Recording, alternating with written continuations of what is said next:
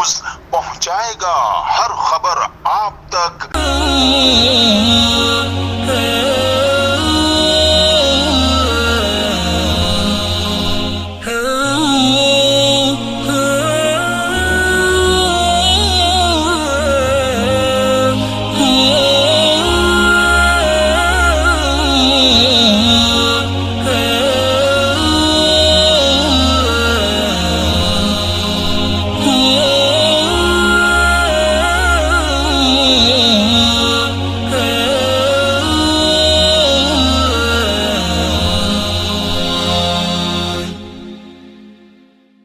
नाज़रीन, मैं हूं असलम खान और आप देख रहे हैं CNBC सिटी न्यूज़ पे। अगर हम बात करें पूरी कराची की तो मुख्तलिफ चौरंगी शाहराहों पे जगह जगह दस्तरखान लगे हुए हैं। रमज़ान का महीना है और कराची हमेशा भी पाकिस्तान के अंदर ये वो शहर है जो चाहे तो कोई आफत आए, चाहे सियासी समाजी कोई भी तंजीमें, आपने देखा कि हर जगह यहाँ पे दस्तरखान लगाते हैं लोग। लेकिन आज यहाँ पे FK के नाम से दस्तरखान का एहतमाम किया गया है जिसमें रोज़ों को रोज़ा खुलाया जा रहा है। तो ये क्या कराची आज माज़गाह बन चुकी है उन लोगों के लिए जो लोग जगह जगह दस्तरखान लगाते हैं। लेकिन अगर हम बात करें रमज़ान की तो रमज़ान तो हमेशा हर लोग दस्तरखान लगाने की कोशिश करते हैं, लेकिन जो लोग 12 महीने खाने के लागत, अगर हम बात करें वो शुतुरमुर्ग के बादशाह की, तो हमेशा वो एक बात करता कि हम चरगे बटेर और टिक्के खिलाते हैं। लेकिन इस कौम को मैं हमेशा कहता हूँ कि मोहताज बनाया जा रहा है, फ़कीर बनाया जा रहा है। क्या इस कौम की यही एक बदनसीबी है? तो मेरे साथ यहाँ के बहुत से फाउंडेशन के लोग खड़े हुए, आइए पूछता हूँ क्या कहेंगे और इनका असल मकसद क्या है, और FK जो नाम रखा इसका नाम रखने का मकसद क्या, और यहाँ पे इनका कहना कि हमेशा की तरह यहाँ पे मैं ये करता हूँ। तो मेरे साथ अरशद साहब मौजूद हैं, आइए पूछता हूँ क्या कहेंगे। अरशद भाई, पहले मैं सवाल ये कि आपने FK जो नाम रखा वो क्यों रखा और क्या मकसद? फ़ाहद खान फाउंडेशन का नाम हमने जो है वो इसलिए रखा कि हमारे जो चेयरमैन और फ़ाहद खान है मौजूद हमारे बड़े भाइयों की तरह हैं। तो हमने इसलिए जो ना हमने सोचा इसका 3 नाम दिए थे कि हम सबके किसी का नाम आएंगे, लेकिन हमने फ़ाहद भाई को ज़्यादा प्रेजेंट करा कि फ़ाहद खान FK फाउंडेशन एक शॉर्ट फॉर्म भी आ जाएगी और फ़ाहद खान फाउंडेशन का नाम है। FK फाउंडेशन में आपकी जिम्मेदारी क्या है? मैं FK फ़ाहद खान फाउंडेशन का जनरल सेक्रेटरी हूँ। मेरा नाम, मेरे सारी मैनेजमेंट समझे जो जनरल सेक्रेटरी का एक काम होता है ना, वो प्रॉपर सारी जिम्मेदारियाँ मेरी हैं। जनरल सेक्रेटरी की आप बात करें, किसी भी तंजीम हो या फाउंडेशन हो या फलाही इदारा है, वो एक रीढ़ की हड्डी का मुकाम रखती है। लेकिन आप लोगों ने जिस तरीके से दस्तरखान का एहतमाम किया, क्या हर तंजीमें मिलकर एक फैक्ट्री नहीं लगा सकती ताकि वो गरीब लोग उसमें काम भी करें और फ्री में खाना भी खाएं, ताकि वो अपने घर की कफालत खुद कर सकें? आपकी बात, आपकी सोच बहुत अच्छी है। इसके लिए जो ना हमें फिर हाई लेवल पे काम करना पड़ेगा। यहाँ पे जब हम दस्तरखान लगाते हैं तो लोग, सर आपकी बात नहीं कर, मैं तमाम तंजीमों की बात कर। तंजीम भी अगर मिलके करना चाहेगी ना, कर सकती है, बिल्कुल करना सकती है। लेकिन क्या यहाँ पे एक अलमिया बन चुका है तनकीद का वर्ड। तो मैं ये देखता हूँ कि अगर कोई अच्छा काम भी कर रहा होगा ना, हम रोज़गार खिला रहे हैं, खाना खिला रहे हैं डेली बेसिस पे, तो तनकीद की जा रही है। अभी हम यही फैक्ट्री बना के दे देंगे, उस पर भी तनकीद की जाएगी। उस पर तो ये सवाल करें इतना पैसा आया कहाँ से भाई?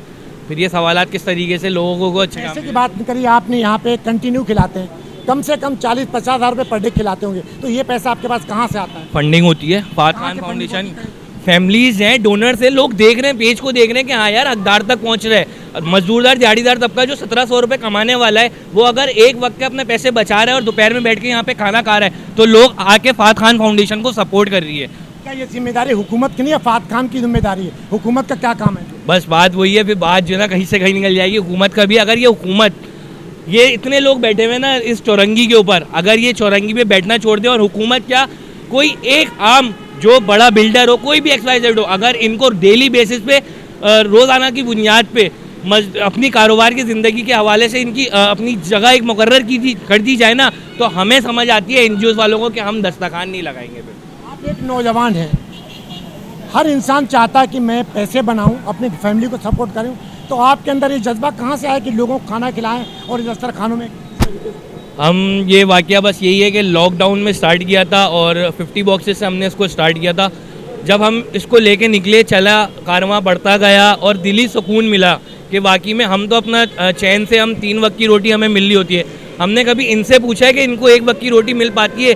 ये किस मुश्किल से गुजर रहे हैं, किस परेशानी से गुजर रहे हैं, यहाँ पे फाके बैठे हुए होते लेकिन उफ तक नहीं करते। यही लोग बोल रहे होते ना कि यार मजदूर यार दिहाड़ीदार को तबकों को खिला रहे हो, यही डकैती करता है। यार यहाँ पर आओ और इनके चेहरे देखो, ये यहाँ पे भी उफ नहीं करते एकदम से। हम इनको बोलते हैं कि भाई एक वक्त का तो खाना खाओ ताकि उस पैसों से अपने बच्चों के लिए बचा के तो कुछ लेके जा सकते हो। ये जब जगह आपने चॉइस की, यहाँ पे हर तबके के लोग आते हैं, वो फ़कीर हों, भीख मांगने वाले हों, या डकैती डालने वाले हों, या वो हीरोइंची हों, वो लोग खाते हैं। क्या आप लोग किसी इलाके में जाकर तहकीकात करने के बाद उन सफ़ेद पोशों घर पे नहीं जा सकते जिनके घरों में खाना नहीं पकता? यहाँ पे क्या आप नुमाइश करने के लिए लगाते हैं? नहीं, ऐसा बिल्कुल भी नहीं, नुमाइश करने के लिए लगाते हैं। यहाँ कौन बोलता है कि मवाली और चड़सी या डकैत, यहाँ फैमिली, अभी आप यहाँ पे मौजूद है ना, थोड़ी देर आप रुकिएगा, थोड़ी देर दिखाइएगा भी कि किस तरीके से लोग फैमिलीज आई हुई होती हैं, या किस तरीके से बैठ के लोग खाना खाया जाता है। हम भी अपने घर में दस्तरखान लगाते हैं ना, तो सारे मिल के एक जाता है। तो हमने ये फैसला किया था कि हम बनिस्बत रोडों पे प्रोवाइड करने के बजाय एक प्रॉपर दस्तरखान लगाएं, पंजाबी, सिंधी, महाजेर, जो भी XYZ है, यहाँ पे मिल के बैठ के खाना खा सके। तो आप नहीं समझते इस कौम को हम उस महज पे ला के खड़े करते हैं कि फ़कीर बना रहे हैं, हम तो मोहताज बना रहे हैं। जिसको पेट भर कर हम बात करें, अगर शुतुरमुर्ग की बात करें, बटेर की बात करें, चरगों की, तो जिसको चरगा और बटेर खाने को मिलेगा वो पागल है जो काम करेगा। जो 40,000 रुपये कमाने वाला है, अगर वो एक वक्त में शुतुरमुर्ग या चरगा या खरगोश अगर उसके पहुंच से दूरी है, वो खाता ही नहीं है, उनके बच्चे नहीं खा पाते, मैं नहीं खा सकता। मैं क्लियर बोलता हूँ, मैं कौन यार, मैं नहीं खा सकता भाई, मेरी सैलरी इतनी नहीं है। अगर मैं वो एक वक्त में खा रहा हूँ बैठ के, तो इसमें लोगों को क्या पेट में दर्द है, वो आए, उनके वो नहीं करा सकते ना, नहीं कराएं, लेकिन तनकीद नहीं करें। तनकीद करने से क्या होगा यार, आके देखो तो सही, आप आके बैठो तो सही, आप देखो तो सही कि किस तरीके से बंदा खिला रहा है। कोई जिसके अल्लाह पाक ने जिसको दिया हुआ है वो खिला रहा है। अगर वो अपने घर में शुतुरमुर्ग, खरगोश या सारी चीज़ें खा रहा है तो वो औरों के लिए भी सोच रहे हैं ना। अगर उसके बच्चे खा रहे हैं तो यार और के बच्चे भी खा रहे हैं। डर आपको लग रहा है ना, आप क्योंकि कर नहीं सकते, आपको अल्लाह पाक ने इस्तिताअत नहीं दिया कि आप उस चीज़ को प्रोवाइड करो, आप में ज़मीर ही नहीं है, मर गया है आपका ज़मीर, आप जिस वजह से तनकीद कर रहे हो तो बैठ के। आपकी फाउंडेशन कितने साल हो चुकी है? 3 सालों से माशाल्लाह से। आपकी फाउंडेशन 3 साल हो, क्या रजिस्ट्रेशन हुई आपकी? रजिस्ट्रेशन ऑन प्रोसेस है, इंशाल्लाह ईद के बाद हमने डाली हुई है, और हुकूमत का भी हमें सपोर्ट है, ऐसा नहीं है, बिल्कुल तंजीम से भी सपोर्ट मिलता है। तो इंशाल्लाह ईद के बाद हमारी फाउंडेशन जो है वो रजिस्ट्रेशन हो जाएगी। अभी आपको फंड कौन कौन लोग देते? अभी फंड हमारे इस तरीके हमारे डोनर्स बने हुए हैं। मेरे फात भाई, जैसे फात खान फाउंडेशन है, मेरे फात भाई हैं, उनके कुछ डोनर्स हैं जो बाहर मुकीम है, वो देख रहे होते हैं, उनको पता है कि यहाँ पे हकदार बैठे हुए हैं। हमारे कुछ मेंबर्स भी हैं, जैसे जॉइंट जनरल सेक्रेटरी हैं शुएब भाई, तंजील भाई, ये सब हैं। इनका एक बहना हुआ बैकग्राउंड, फैमिली सपोर्ट है, दोस्तों की सपोर्ट है, इस तरीके से हमें सपोर्ट है। फात खान नाम है मेरा। ये आपके नाम पर रजिस्ट्रेशन है? जी भाई। इसका बैंक अकाउंट खुल चुका है? नहीं, अभी फ़िलहाल नहीं खुला। फिलहाल नहीं खुला। आप समझते खुल जाएगा? इंशाल्लाह अल्लाह ने चाहा तो खुल जाएगा। मुशर्रफ के दौर से पाबंदी लगी, कैसे खुल पाएगा?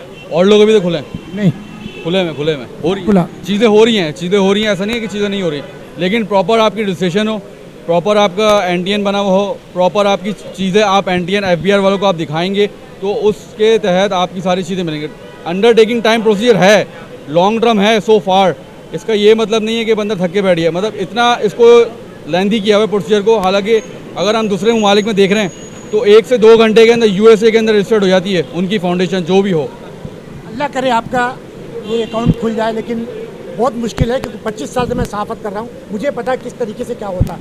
मुझे फात भाई ये बताएं कि जिस तरीके से तमाम तंजीमें जगह जगह लगाकर दस्तरखान लगाते हैं, क्या तमाम तंजीमें मिलकर एक फैक्ट्री नहीं लगा सकती ताकि लोग वहाँ पे आए, काम करें, फिर उन्हें आप लोग खाना भी खिलाएं ताकि वो अपनी कफालत खुद कर सकें? देखिए, अगर सरकारी काम सारा एंजॉय कर लेगी तो सरकार का फिर क्या काम है। जो आप वो हमसे वोट लेते हैं हर साल, हर 4 साल बाद, 5 साल बाद उनका एक हुक्मरान हमारे ऊपर आते हैं, वो दावे तो बड़े बड़े करते हैं कि हम फैक्ट्री लगाएंगे, कारोबार देंगे। आप मुझे बता दें कि टेक्नोलॉजी के हिसाब से यहाँ पे क्या काम हो रहा है? कोई काम नहीं हो रहा। यहाँ पे एक पेपाल तो आप ला नहीं सके हो, आपकी बाहर से फंडिंग यहाँ से अगर लाने के लिए कोई भी अगर लीगल काम कर रहा है तो लीगल काम के लिए भी उसको इलीगल तरीका इस्तेमाल करना पड़ रहा है इस वक्त। तो अब फिर आप कहाँ पे खड़े हो? अब आप मुझसे बोल रहे हो कि मैं फैक्ट्री लगा के दूँ या कोई और दीगर तमाम का ही मैं बता रहा हूँ ना, तमाम इंसानी हुकूक के लिए काम कर रही है। अब वो भी फैक्ट्री लगाने जाएगी ना तो यही भाई आएंगे, बोलेंगे टैक्स दे दो, ये दे दो, वो दे दो, ये वाले मामला हैं भाई। भाई एक नौजवान है और हर इंसान की एक मकसद होता है कि हम अपने घर को सपोर्ट करें, अय्याशी करें। आपके अंदर ये जज्बा कहाँ से आया जवानी के अंदर कि हम लोग? देखें, मैं फ़र्स्ट ऑफ ऑल बिलोंग करता हूँ, मैं खुद एक कारोबारी बंदा हूँ, मेरे बिजनेसेस हैं।